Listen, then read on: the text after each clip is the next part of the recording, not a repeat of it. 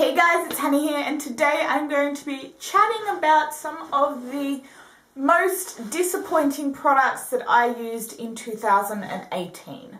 So I did just recently upload my best of beauty makeup 2018. I'm going to do a skincare recap soon, hopefully. That's the plan. It might not end up being up till February, but that should be up relatively soon. And just kind of go through the skincare, but I did do my best of cosmetic products, makeup of 2018. I will have that linked down below. Today we're going to talk about some of the products that I was disappointed with this year. Now I do only have one of the products still. The rest I have decluttered. So let's just get into it. Starting with primers, there are two primers I can think of that just were quite disappointing to me.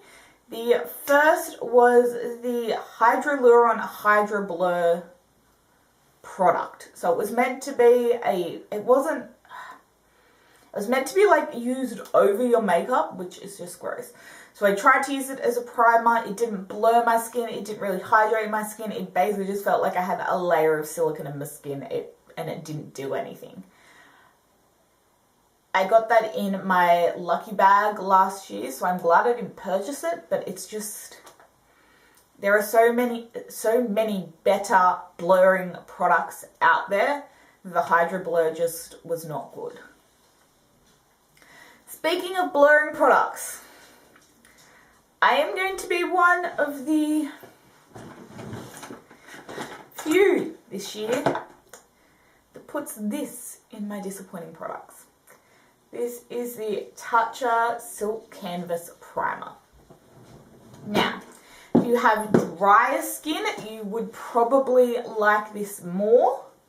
But as someone with oily skin with large pores, this does not fill in my pores anywhere near as well as the Urban Decay Optical Illusion Primer. Which also, it doesn't control my oils, but this is definitely much more hydrating. So this is going to hydrate while it semi-blurs. I see absolutely no difference without makeup on with this. And with makeup on, like I see a bit, but I did literally one side with this and one side of my face with the Urban Decay, and the Urban Decay was just miles better. And everyone's like, but you get so much product with this. I've had this Urban Decay primer since start of last year. That's how much I've used of it. And I use this basically every day. Like, you need such a small amount of that as well. So for me, I can see why it works for some people. For me, my pores are just too large.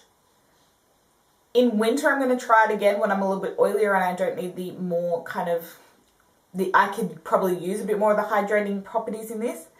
But to me, it's just not worth the price. And that's why I'm disappointed in it. I'm glad I got a mini size and I didn't buy it, because that would make me real mad. Next product is, we're moving on to foundation. I have two foundations this year. And I decluttered both of them. The first is the Tarte Shape Tape Matte Foundation. Don't know why it's called matte, because it had absolutely no mattifying properties. It didn't even look matte on first application. The coverage and wear of that foundation was absolutely awful.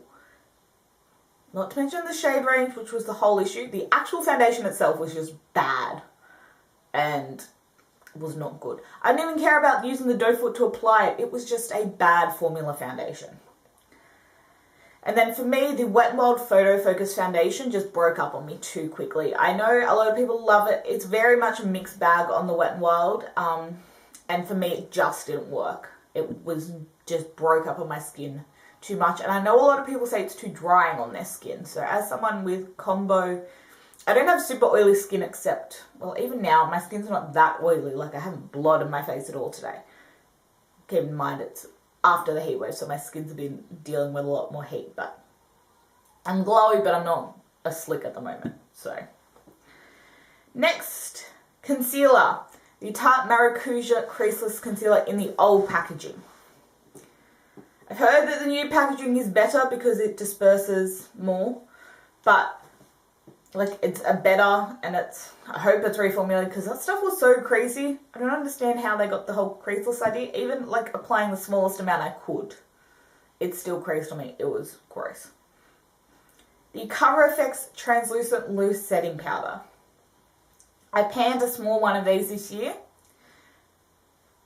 and I am a 23-year-old woman. I am 23 years old. I do not have that much texture or fine lines underneath my eyes. The Cover FX powder, whether I baked, whether I applied it with a small brush, it aged me under my eyes at least 10 years, if not more. It looked absolutely awful under my eyes.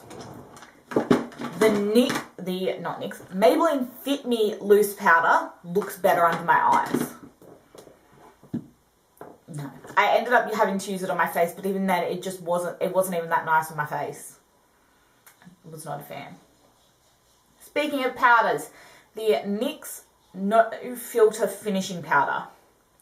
If you like the ambient lighting powders, you may like this, but this did absolutely nothing for me. I get it's a finishing powder, but even using it as a finishing powder, it just made my skin so oily. Even in winter, it was just not a good powder. I did not like it at all. I did not like it under my eyes. It was a no-go for me. Next one, we have some eyeshadow products. So I don't have any disappointing bronzers, blushes, or highlighters this year because I didn't buy too much of, well, I bought a lot of highlighters. Bronzers, blushes, I didn't buy pretty much anything this year. I bought the Marc Jacobs bronzer, I think that's it. Blushes, I bought the Too Faced, I bought the Tarte Exposed, which was a repurchase. So, happy with all of those. Brows. I feel like that was something I didn't like for brows. No, brows, it's alright. Brow products, even if I don't love them, I can make them work. I'm not that disappointed in them. Eyeshadow palettes. The Colourpop Golden State of Mind palette. This was the all glittery, chunky one. You guys know I actually quite liked a few shades in there, but the majority of it just didn't work, and I ended up having that water seeping into the cardboard thing around it, and that just creeped me out, so I was not a fan of that. The Balms Meet Matrimony palette. I actually still have that one. It is here in my declutter pile. I cannot get these shadows to blend nicely on me. I don't know why, but I've just never been able to get these to blend beautifully on my eye. My best friend loves this palette, but it just doesn't work for me. I don't know why, but it just does. I've had a lot of disappointing mascaras this year. If you want to see the full list, go have a look at my last empties video. In December, I basically went through most of my mini mascaras trying to find a new one and hated most of them. The two that were not in there that I tried earlier in the year was the Urban Decay Troublemaker Mascara. Or was that in there? That might have been in there. It was just a bad one. But the other one I tried this year was the NYX Skinny Mascara. I don't know where the product was on this brush. It did not even come off of my hand. There was like no product on that wand. I thought it would be great on the lower lashes. Nothing.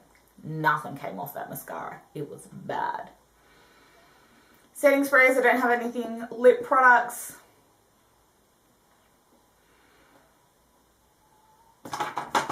This isn't a disappointment. I will still... It's disappointing, but just this colour. I will still use this up, but the Huda Beauty Lip Strobes. This is the shade Snobby, and I got this in my Sephora Favorites Give Me More lip set. And this is a lip gloss full of glitter. And it leaves glitter chunks on your lips. I I'm only disappointed by this.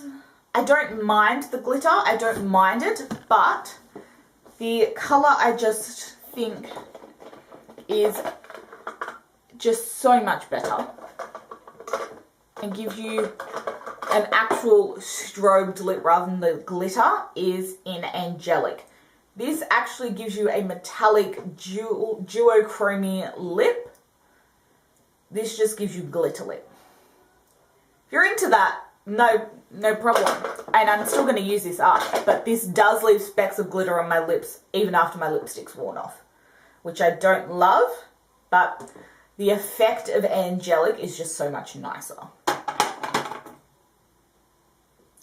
NYX Epic Ink Liquid Eyeliner bled on me like no one.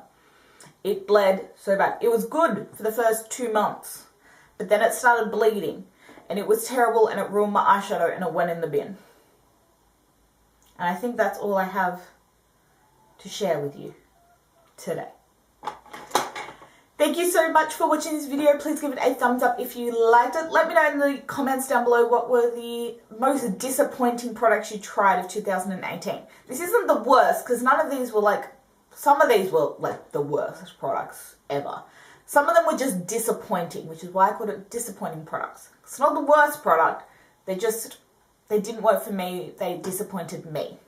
If you guys like these products, nothing against you, that's great. We probably have different skin types, preferences, so on and so forth. So, give this video a thumbs up, comment down below what your most disappointing products of the year are, and click subscribe to stay tuned for more videos, and I'll see you in my next one. Bye guys.